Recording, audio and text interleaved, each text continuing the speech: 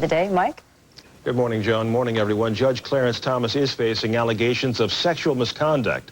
This just a day before the Senate is scheduled to vote on his nomination to the Supreme Court.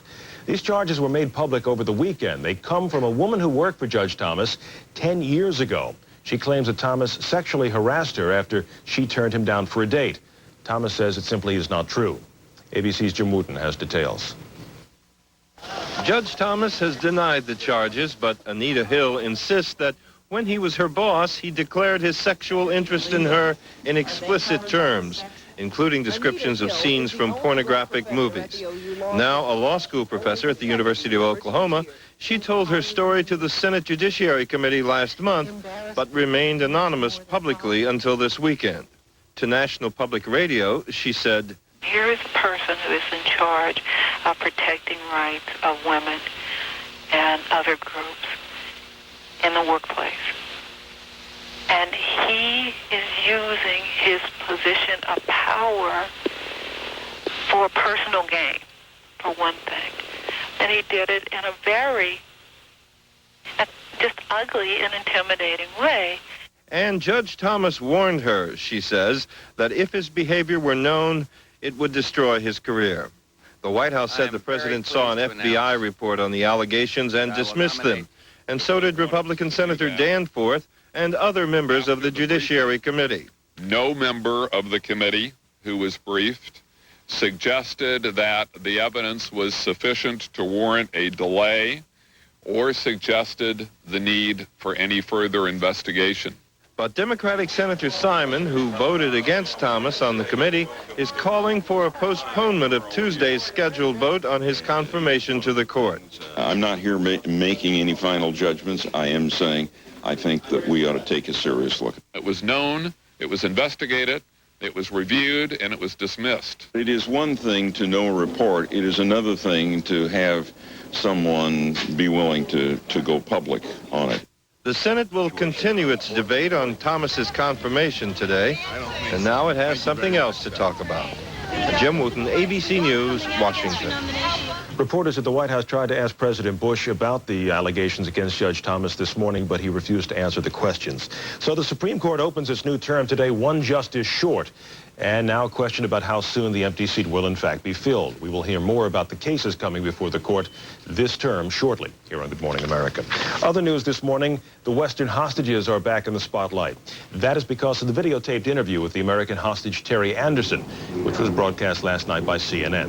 The interview was reportedly done by a Lebanese production company in Beirut sometime yesterday.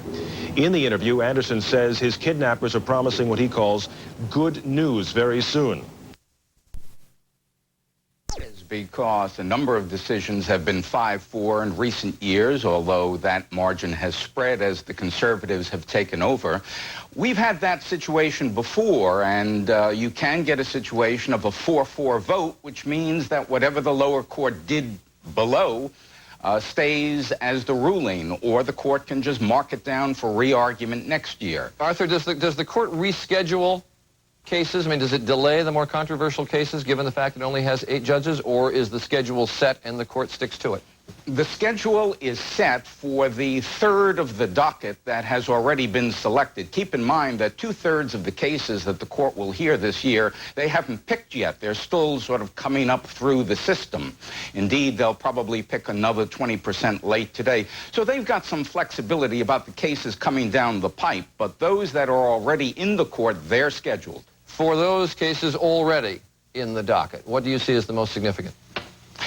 Today, this afternoon, there's one of the most important cases of the year. The DeKalb County, Georgia school district has been under a desegregation order for 22 years, and it wants out. It says, we've complied, we've done our job, it's been 22 years, but because of massive demographic shifts in that area, the schools are still basically black in certain parts.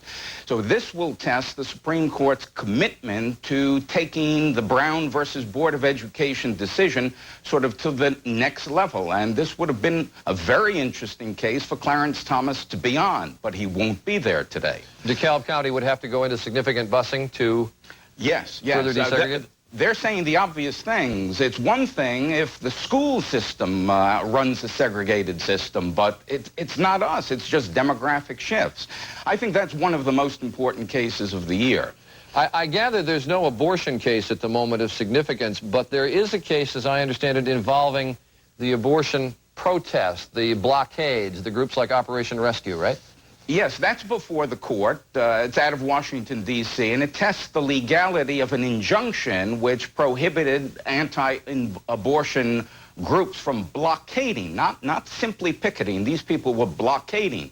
And it's not a pure abortion case, but it is a case that is so laden with abortion issues that it should provide some insight as to what, say, Justice Souter is thinking. It's really a free speech case. Now, keep in mind, Charlie, there are cases coming up through Utah, Pennsylvania, Idaho, and Guam that present a direct frontal attack on Roe versus Wade. It's conceivable that one of those cases can make it to the court by late in the year, although it's more likely that it'll come next year. None on the docket yet, though. Not yet, but it'll be there. A major financial case, isn't there, Arthur, involving the cigarette companies? First case ever to reach the United States Supreme Court about cigarette smoking and whether it is causally linked to cancer. This tests the question of whether the Surgeon General's warning on the pack immunizes the cigarette companies in the sense that they complied with the federal statute. That's all the federal statute required, and they can't be held liable if somebody smokes despite the Surgeon General's report. That's one of the most important business cases on the docket. This court hasn't been terrific for business in spite of its conservative bent.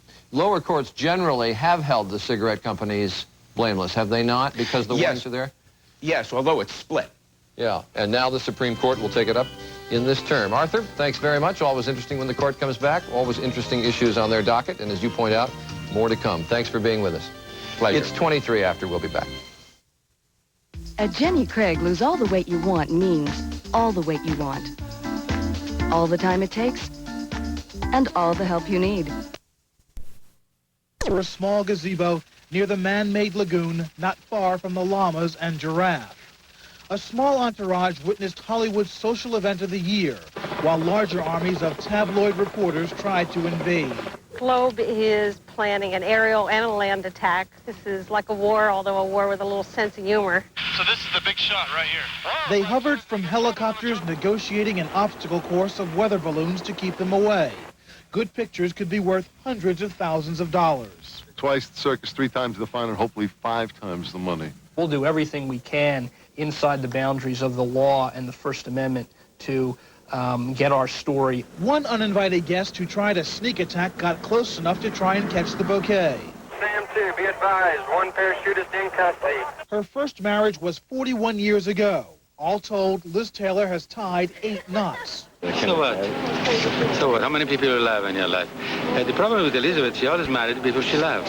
If you wonder what the ceremony looked like up close this time, well, Hollywood has actors for everything. Hi, Elizabeth. Thank you, Larry. You got the right one, babe, here.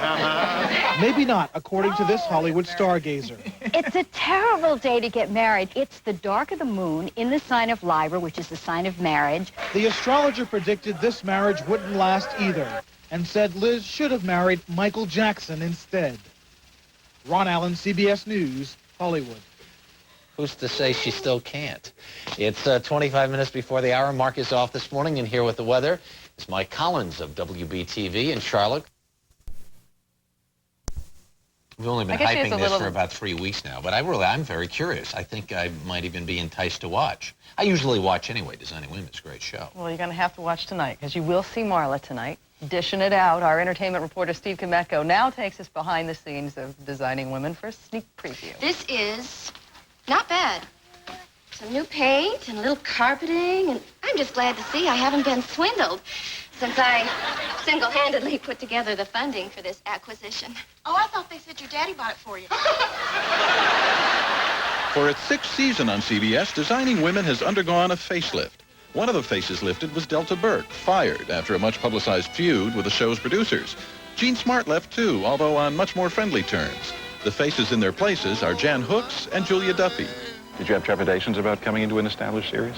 I had none, because I am such a huge fan of the show, and always have been. I was thrilled that they were already successful and established and had an audience and knew what they were doing. That sounded pretty good to me. Julia, I read a quote from Linda that said there's only a handful of actresses who can pull off being whiny, petulant, and self-centered and still be liked, and that you were one of them. It's a specialty. I took an acting class. Being whiny, petulant, and still likable. And while being self-centered. Right. Well, I told her when I talked to her that I liked playing obnoxious people. I didn't like to play characters that were admirable. I can't ever do that and make it funny. I like to play very, very flawed people. I don't know why. It's just a quirk. And I just don't understand it. For some inexplicable reason, people just won't give me my due. Well, maybe if you weren't so obnoxious. Duffy has vast experience at being obnoxious. She refined that trait on Newhart, earning 5 Emmy nominations for her role as Stephanie Vanderkellen, the pampered maid. Hooks is best known from Saturday Night Live, where she played a variety of characters, including Tammy Faye Baker and Sally Jesse Raphael. She now admits to being terrified every time she took the stage. I was every episode? terrified, down to my socks. I was so afraid. And I guess it's because I've never been one to like roller coasters. I'm more of a merry-go-round kind of gal. And it was fun. I'll tell you what Saturday Night Live did. It gave me courage and strength and poise around famous people. And it really made me, it was like the Marine Corps. She wasn't at all nervous when she met me. Oh, no. Oh, no. And neither seemed nervous around the famous person guest starring on tonight's episode of Designing Women. Marla Maples, ex-fiancée of real estate developer Donald Trump, plays herself. She comforts Duffy's character, Allison, who's been left at the altar. And she uses the opportunity to take a pot shot or two at Trump himself. I'm going to take the Donald's personal number and rip it up, too. It's a way to take something that the world's taken so seriously and made to be such a dramatic issue and just say, hey, it's not that important. Just lighten up, laugh with us. Don't just act like it's the end of the world. We were on the Designing Women set the night this episode was filmed and couldn't help noticing that the 7.5-carat diamond ring given to Maples by Trump was nowhere in sight. We also couldn't help asking her where it was. The ring is in a safe place. We haven't even talked about the issue of it. It's just at the appropriate time we'll deal with it, but right now it's not even worth discussing. So lighten up, America. Let's hope this concludes this morning's Getting to Know You session. With or without guest stars, and with or without its former stars, Designing Women is proving as popular with viewers as it ever was, just as though it was by design. Reporting from Hollywood, I'm Steve Kometko, CBS This Morning. So where is the ring? She says it's in a safe, but I also read that it already had gone back to the jewelry store where it had been borrowed from. I saw one of those Inside Story or in one of those shows was promoting that. They had the big... Where the ring is. The big Marla story is supposed to be on today. So Does anybody know what show Designing Women. Hard copy, one of those. Inside Edition. Inside Edition. All right. 19 minutes before the